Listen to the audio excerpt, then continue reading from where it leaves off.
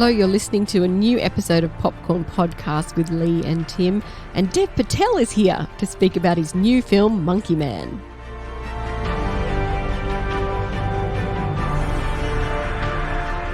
I'm Timmy Fland, movie buff. And I'm Lee Livingstone, entertainment journalist. And we love to talk all things movies. Now let's let you in on Monkey Man, which is inspired by the legend of Hanuman, an icon embodying strength and courage. It's an action thriller about one man's quest for vengeance as he infiltrates an underground ring of corruption and unleashes an explosive campaign to settle the score with the men who took everything from him. Monkey Man is directed by Dev Patel from a screenplay by Patel, Paul Angunuella and John Colley from a story by Dev Patel. Monkey Man stars Dev Patel, Shalto Copley, Pitabash, Vipin Sharma, Sikandar Kerr, Sobita Julapala, Ashwini Kalseka, Aditi Kalkunti and Makaran Deshpande. From his first role as Anwar in Skins to his breakout role in Danny Boyle's Oscar-winning film Slumdog Millionaire, Dev Patel has delivered some memorable and brilliant performances. Hasn't he just? He picked up a Best Supporting Actor nomination, starring alongside Nicole Kidman in Lion, and went medieval in A24's highly acclaimed film The Green Knight a few years ago. We could just keep listing out the amazing projects Patel has been a part of throughout his career, but it's his long gestating project Monkey Man that has us excited this time. Sure does. Hot off the heels of an explosive debut at South by Southwest in Austin, we had the chance to see Patel's directorial debut and speak to the Monkey Man and now bona fide action star himself. With a love for Chinese and Korean action cinema, Patel developed a story that spoke to his Indian heritage and fused it with this genre that he loves. The result is something that you've never seen before. In our chat, Patel shares what the action genre means to him and why it's an important story to tell, what the physically demanding role did to his body, and who encouraged him to direct his first feature film. Let's take a listen. Every day, I've prayed for a way to protect the weak.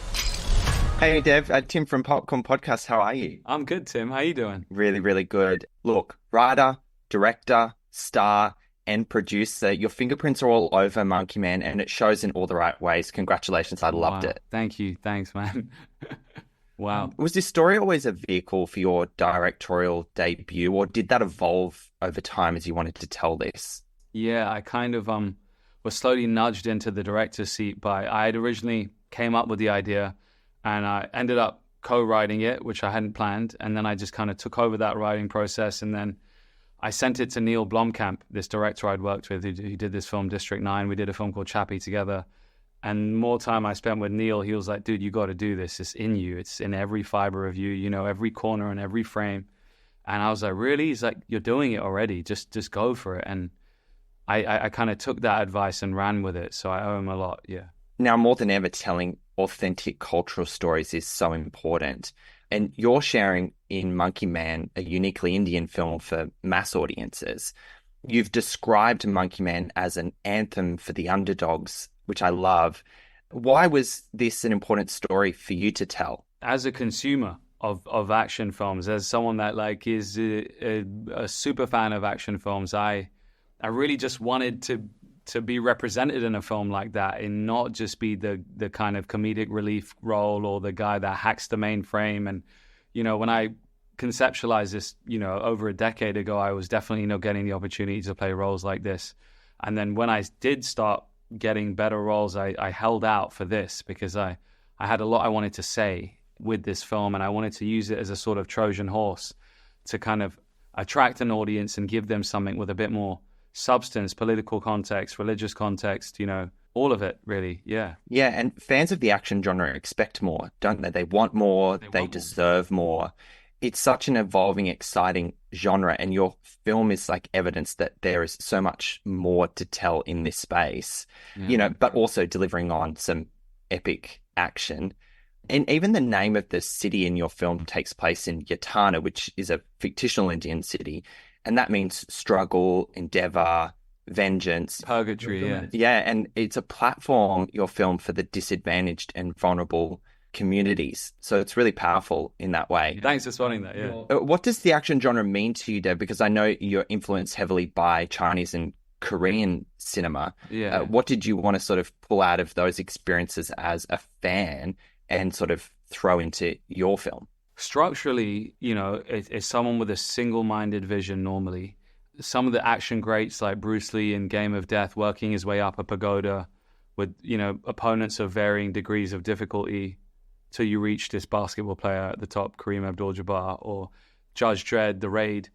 I looked at that and I was like, wow, we can apply that to the caste system of India.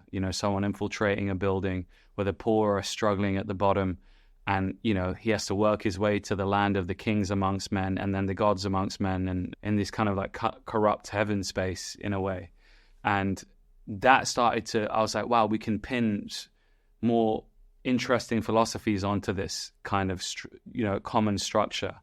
How can we take the training montages that we love in movies like Rocky and stuff like that and infuse them with a different flavor, and can they say more and span more time? And I was kind of tipping my hat to all these films that I love, and also just trying to sprinkle a little bit of spice, I guess, into it, change it up a bit. Yeah. There's plenty of spice in your movie, mate. It's so good. Now, speaking of spice, like, fuck, you put your body on the line in this one. I even felt that I was coming out bruised and battered having watched it. But you've been training your whole life for this, right? Taekwondo, all that sort of stuff. Are you a glutton for punishment? Like, do you get a kick out of putting your body on the line in that way? After this, probably you could say that. I think a lot of people were like, this guy's going insane. Like, someone needs to tell him to stop.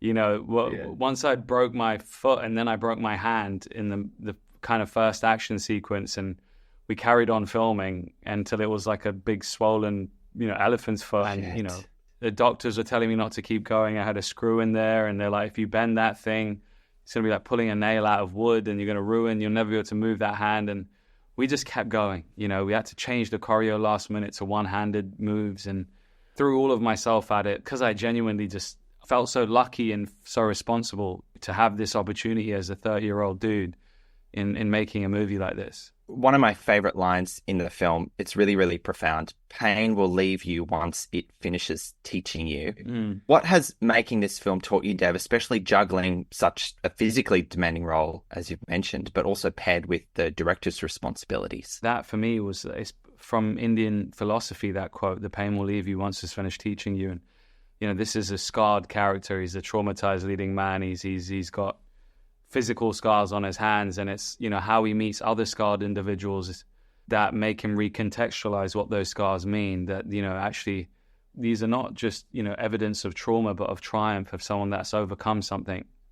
I think a lot of people will be able to relate to that, and for me it's been a truly humbling journey. I need a holiday after this thing, but I'm running on the fumes of excitement and gratitude to everyone that's responding well to it. Well, audiences will soak up the fumes that Monkey Man delivers. Congratulations. I can't wait for audiences to see it. Well done, mate. Appreciate you, man. Thank you.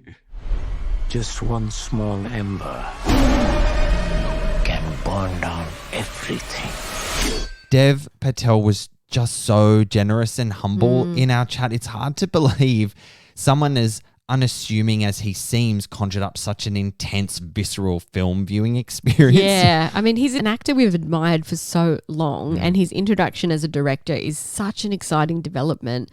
We can't wait for you to see this film. He is another filmmaker who has taken a story he feels like so connected to and passionate about and delivered something really unique. It's also fun and powerful for audiences and action genre fans as well. Be sure to check out our video interview with Dev Patel over on our YouTube channel, and drop a like, comment and subscribe while you're there too.